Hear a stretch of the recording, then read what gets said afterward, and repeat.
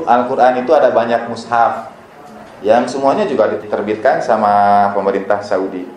Di HP saya ada mushaf Al-Kabir dan ada mushaf Qalun. Nah, mushaf Qalun itu unik karena pembagian ayatnya tidak sama dengan mushaf besar. Misalnya dalam surat Wal Asr, Wal Asr innal insana lafi khusr illal ladzina amanu wa amilus solihati wa tawassaw bis sabr. Itu diakhiri di situ. Wal Asr tidak satu ayat. Wal Asri dalam mushaf Kabir, mushaf yang umum satu ayat. Tapi dalam mushaf Qalun itu bukan misalnya disebut dia Al-Quran yang beda dari mazhab yang dianggap punya Quran beda. Tidak, mushaf Qalun itu juga diterbitkan sama pemerintah Saudi. Sama, ada mushaf Kabir, ada mushaf Qalun. Di mushaf Qalun itu wal asri innal insana lafi khusr, baru dia satu ayat. Jadi kalau ditanya ayat pertama surat Wal Asri apa? Harus tanya dulu menurut mushaf yang mana. Menurut mushaf Kabir ayat pertama itu Wal Asr. Karena nanti pemaknaannya beda. Bayangkan Allah Ta'ala mengambil satu ayat khusus bersumpah untuk waktu, begitu, Wal Asr. Jadi penekanan pada itu dalam tafsirnya bisa beda.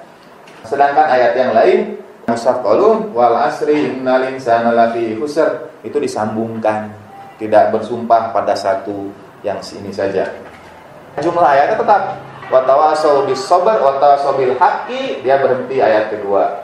Kemudian ayat ketiganya wa tawassaw bis sabr, itu jadi hanya khusus ayat ketiga. Isi Al-Qur'annya, jumlah ayatnya tidak berubah, tapi penentuan nomor ayatnya berubah. Dalam mushaf Qalun ghairil maghdubi alaihim waladhdallin, itu dipisahkan jadi ayat terakhir, ayat ke-7. Sedangkan di mushaf Kabir dia bagian dari ayat siratal ladzina an'amta alaihim ghairil maghdubi. Nah, pertanyaannya adalah kenapa dia ghairi? Kenapa tidak ghairu? Kenapa tidak ghairo? Defaultnya dalam bahasa Arab sebuah kalimat rafa marfu, kitabun zaidun, bentuknya itu rafa sampai ia ditempatkan dalam fungsinya. Fungsinya itulah yang mengubah apakah dia menjadi a atau menjadi i. Tapi awal itu harus selalu un. Misalnya Muhammadun Rasulun, Muhammadun Rasulullah. Jadi Muhammadun Rasulun. Tapi kalau ada anna di depan, dia berubah menjadi anna Muhammadan, karena ada faktor yang mengubahnya. Tapi defaultnya itu harus dan lagi, seperti Muhammadun Rasulun, itu Rasulullah. Kenapa ayat ini dia ghairi? Karena defaultnya harusnya ghairu. Kalau iya kita terjemahkan sebagai pengecualian, tunjukilah kami jalan yang lurus, bukan jalan orang. Dalam kaidah bahasa Arab, karena itu kita harus kembali pada afsahul Arab. Dalam kaidah bahasa Arab, kekecualian itu a, istisnai itu a. Jadi kalau mau menerjemahkan dengan tunjuki kami jalan yang lurus, yaitu jalan orang yang kau beri nikmat, bukan jalan orang yang tersesat, seharusnya kita membacanya ghairo. Siratal ladzina an'amta alaihim ghairo, bukan jalan orang yang tersesat. Ini kenapa dia ke i? Dalam bahasa Arab ada yang disebut badal, pengganti. Di sini ini ada siratal alladzina an'amta alaihim. Kemudian ada yang disebut mudhof ilaih, sesuatu yang dinisbatkan. Sesuatu yang dinisbatkan, dia posisinya menjadi i, seperti Rasul. Kemudian dinisbatkan Allah menjadi Rasulullahi. Buku Zaid, buku itu dinisbatkan pada Zaid. Awalnya kitabun Zaidun, dia menjadi kitabu Zaidin, bukunya Zaid. Kalau dinisbatkan itu dia menjadi i.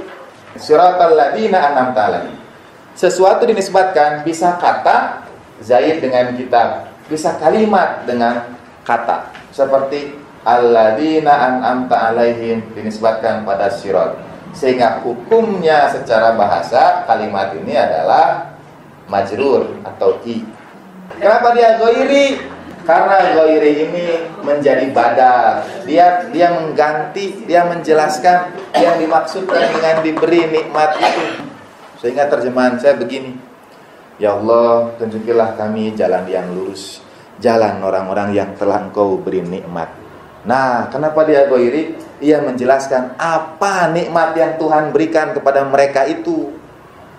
Nah, sekarang kalau kita minta, ya Allah anugerahi kami jalan yang orang yang Kau beri nikmat. Nikmat apa? Semua orang kan dapat nikmat. Tunjuki saya satu orang pun yang tidak dapat nikmat Tuhan. Lalu kita minta, kalau gitu ini ayat sama dengan minta ditunjuki jalan siapa aja. Karena semua orang dapat nikmat Tuhan. Pertanyaan saya, sebutkanlah penjahat paling populer di dunia. Nazi dapat nikmat Tuhan tidak? Dapat. Oh, langsung tegas dapat. Apa kita berdoa, tunjuki kami jalan orang yang Kau beri nikmat yang kita maksud itu? Kan tidak. Sehingga nikmatnya menjadi abstrak. Bukan jalan orang yang Kau murkai, bukan jalan orang yang tersesat. Nah, kalau terjemahan yang saya pelajari dari Afsahul Arab, tunjuki kami jalan orang yang Kau beri nikmat. Apa nikmat yang Kau berikan pada kelompok orang itu? Mereka tidak pernah mendapat murka-Mu dan mereka tidak pernah tersesat dari jalan-Mu. Kita minta digabungkan dengan kelompok orang yang Tuhan tidak pernah murka pada mereka. Gitu. Yang dimaksudkan ghairi ini, tiap hari, tiap sholat kita minta supaya digabungkan dengan kelompok yang kelompok itu tidak pernah Tuhan murkai. Apa maksudnya? Kapan Tuhan murka? Kalau ada hamba berbuat dosa. Kata Imam Ali, jangan lihat kecilnya dosa, tapi lihat siapa yang kau tentang, siapa yang kau langgar. Jadi ayat ini menunjukkan kepada kita kelompok yang tidak pernah berbuat dosa, kelompok yang disucikan Allah Subhanahu wa ta'ala sesuci-sucinya. Mau disebut sektarian, mah enggak ada dalilnya. Waladhdallin, dan mereka tidak pernah tersesat. Apa artinya tersesat? Selalu punya ilmu. Apa maksudnya selalu punya ilmu?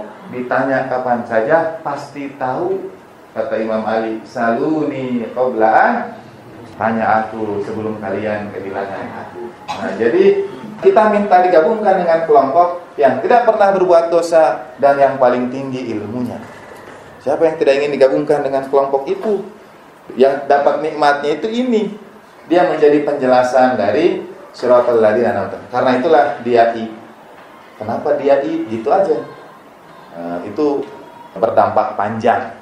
Karena dimulai dari Afsahul Arab. Bagaimana mungkin tafsir Al-Quran tidak mengambil dari orang yang paling bisa bahasa Arab, yang paling paham bahasa Arab? Menurut saya tidak masuk di akal.